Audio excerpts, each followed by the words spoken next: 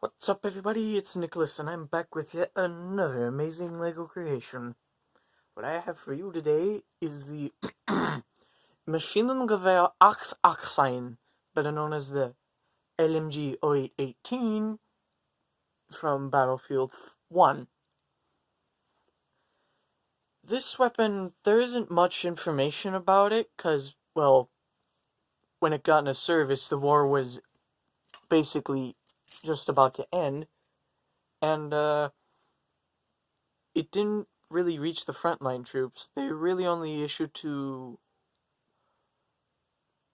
cavalry units and what else? I can't remember. I have to try and find that later. But anyways, and few of these actually ever reached the frontline units.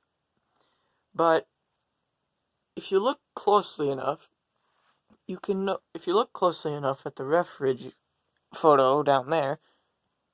Oh, I've done a pretty good job of trying to replicate the feel of it, the look of it, the best I can. The butt was pretty straight. The butt, though, was kind of a challenge, and I would have done better if I had more parts, but I stretched the very limit here. But, as you can see, pretty nice representation. It's got the carry handle. What the heck? It's got this part of the muzzle, sight,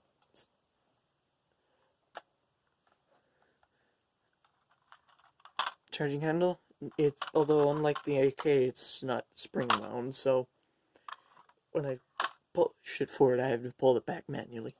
Trigger, same as always, no hinge. That will change though with the next video. And I just like the overall feel of this thing, and I even managed to put on and like the AK, I put a direct fire sight on it. And I was actually pretty proud of how the iron sights turned out. And actually, believe it or not, this gun actually started out as, well, the build here actually started out as a Madsen. But then I thought, nah, you know what, let's do something different. So I went through and I've picked this as a good looking one, and well, here you have it, laying right before you. But now let me give you a little history on this. But in 1915, after trench warfare settled in, the German army realized that they needed some form of machine gun that could be carried by infantry units instead of the heavy the schwere Maschinengewehr 8, or the heavy machine gun 08. The MG08 was an excellent service weapon and is one of the basic Maxim designs. In fact, it shares a likeness with the Polymat Maxima Obrazets 1910. Basically the Russian Maxim gun. But this thing was just simply too heavy to pack around. Of course, though, that didn't stop it from being mounted on everything from aircraft to tanks. But it was too heavy to be carried around, and it'd be way too impractical to use it like a rifle. So the Germans did a little bit of testing, and they came up with this, which is a crossbreed between the SMG08 and, let's see if I can find it here, the MG15.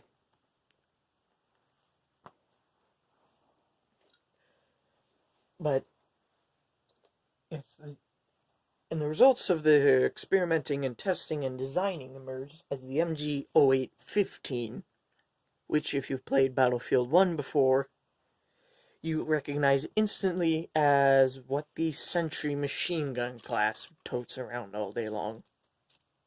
Or until he's killed.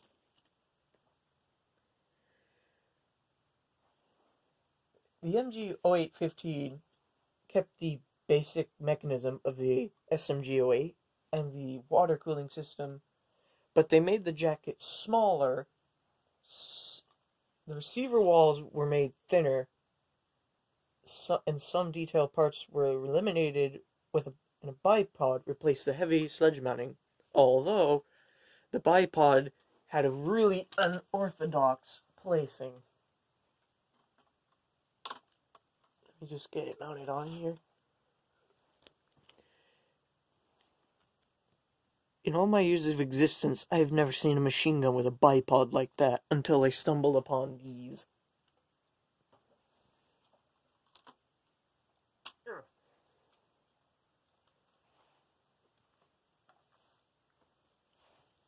So yeah.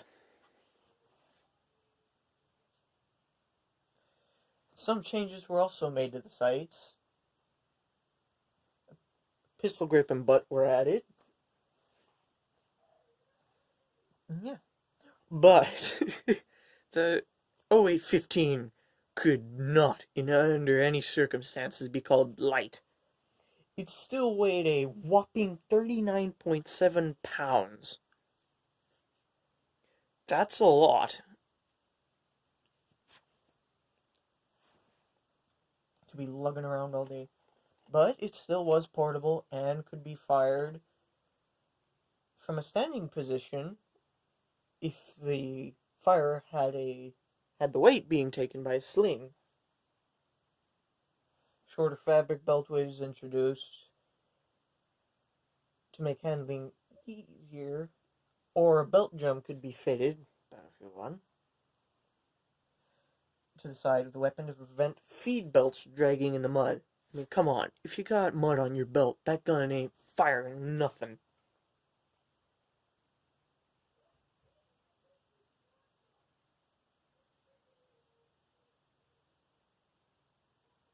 Good God, I hope you guys can't hear that. I'll just turn the fan on a little bit. There we go, that should drown all the other noise out. So yeah. The choice of although a good thing about them retaining the SMG08 mechanism was that no additional training was required to handle the 0815. They're mechanically the same. I mean, you could even take parts from an SMG08 and put them into a 0815. But late in the war, the designers went one stage further and did away with the water cooling jacket altogether to make the 0818. Although sadly the war ended before the version could be widely used, the few that were produced being issued to the more mobile units of the German army, while few actually reached the frontline troops. And that's where it ends.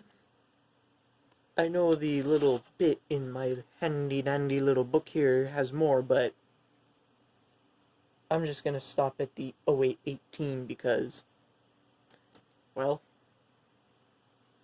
if I go further, I'd be going into an LMG 0815 and the LMG 08. But yeah. But the 0815, though, also had another big success. The portability of the 0815 meant that it was used by the famous Sturmtruppen units, the most fearsome trench fighters of World War I.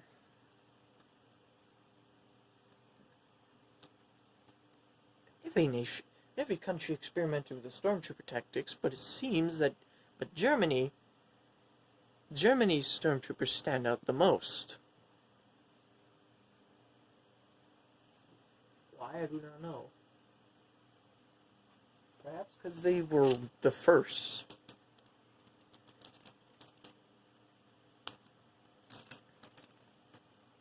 Now let's get on to details. Well, now let's get on to the more hands-on stuff. So here, I'll give you the broadside view. It's got this I actually just added today. Here, and all this around here. And actually, I'm gonna be honest with you, a few things I actually added just today. The sights here. That. What else? Actually, I think that's it. Still, I am actually very proud of how this turned out. Sure, if you look at it from this angle, it might look a little... It looks a little skinny to me to be a machine gun. But hey, you never know. And here, as I've already shown you, I have an Orthodox bipod, which is an absolute pain to put on.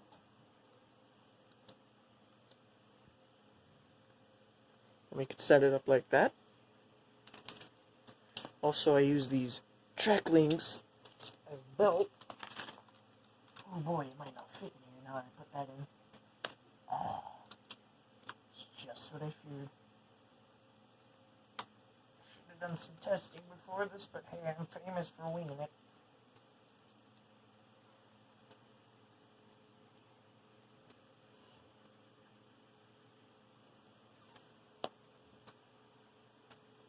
Yeah.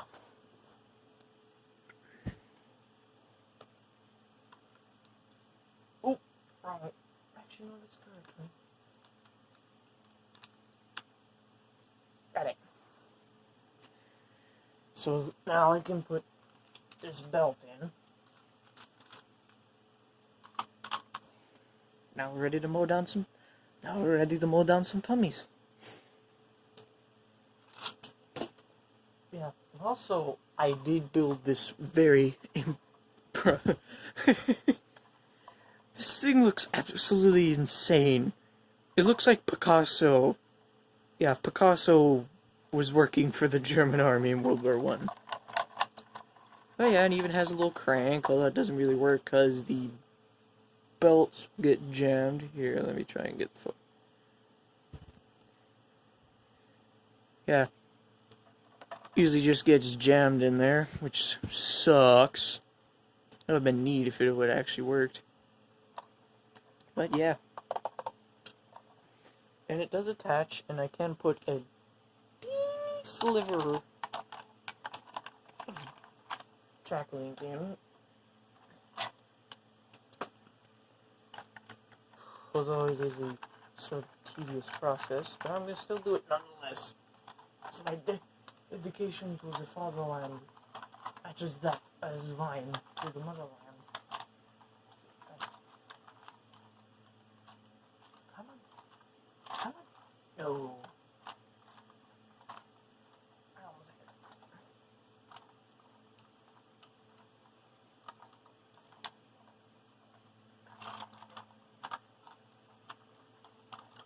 Ooh, I almost got it. And I got it. Although this friggin'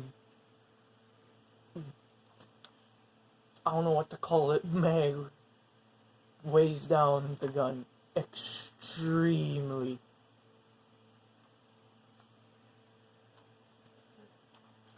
So I can't just freestand it this way.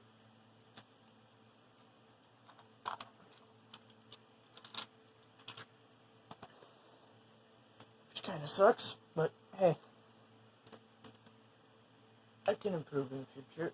Because I am planning this summer on making some purchase and ordering some more parts to make more impressive guns and more realistically color schemed.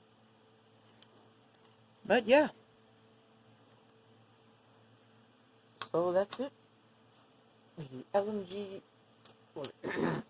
pardon me, the MG 0818 in Butterfield 1, it's called the LMG, although I I beg to differ.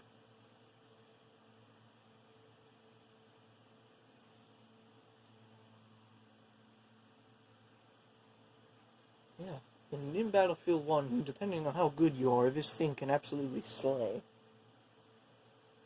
It can absolutely wreck people. I rarely used it, though. I've rarely used it, but from the times I have used it, my opinion on it is kind of depends how good my mood is. Because I'm one of those people that, shame to admit it, but I'm one of those people that if I get killed multiple times, I'm gonna start seeing red.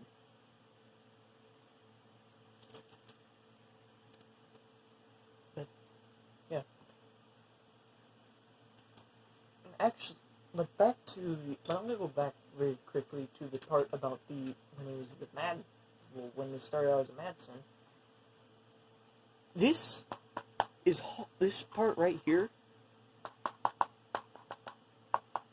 is hollow, because when this was a Madsen, anyone who's played Battlefield 1 or have seen the Madsen or heard about it and have seen pictures know very well that the Madsen had a box mag that went to the top. And the first LMGs I've ever heard of that have done that. In fact, probably was the first. Maybe the first gun ever that did that. No, that would go to, like, the Gatlings.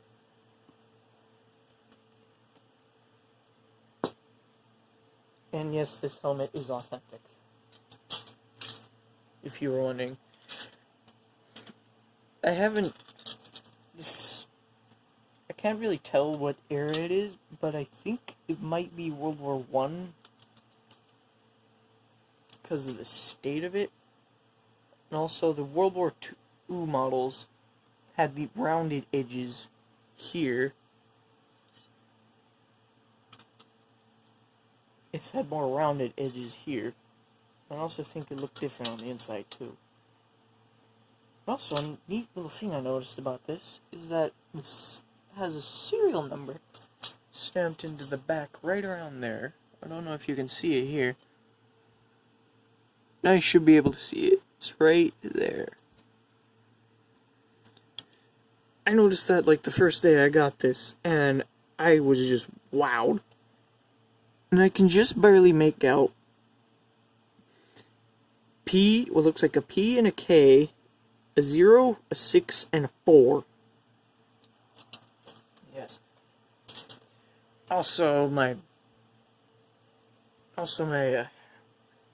brother, he has a World War II model, but I would not advise, it wouldn't be a good thing if he wore his out in public, because his has the old swastika on it, not the good old, I'm not gonna get into that Nazi stuff. That'll come later. And I am planning on doing some form of history stuff. I don't know, you guys can suggest me whatever you want me to ramble on about incessantly. Also, I do apologize for the door opening fiasco earlier. Someone just came in to check on me. But yeah. And, so, there you have it. The MG0818 made entirely out of Legos. And, actually, before I go,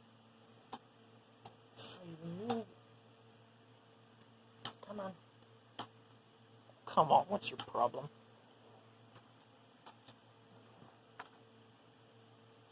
Actually, you have the remnants of the AK stock in there.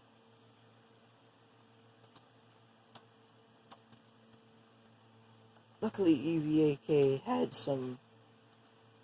there's a bit of the AK left that I could salvage, and actually I kept the AK's stock virtually unchanged for the Madsen because they both have about the exact same stock style. So you can see the Madsen stock here,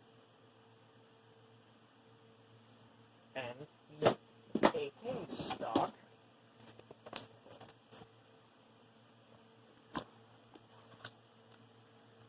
here. They have like almost the exact same stock styles. Could Kalashnikov got inspiration from the Madsen? Who knows? Most likely not. Because, well, anyone who's somewhat educated in the history of the assault rifle knows that the AK was at some bits slightly copied from that of the STG-44.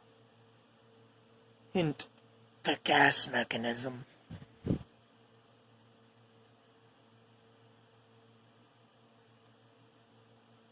But yeah, so next video, I will be doing a Mauser rifle of some sort. I just need to figure out exactly what kind Mr. Stalin wanted. And if you think I'm crazy, just go check the comments on my last video. Well, just check the only comment.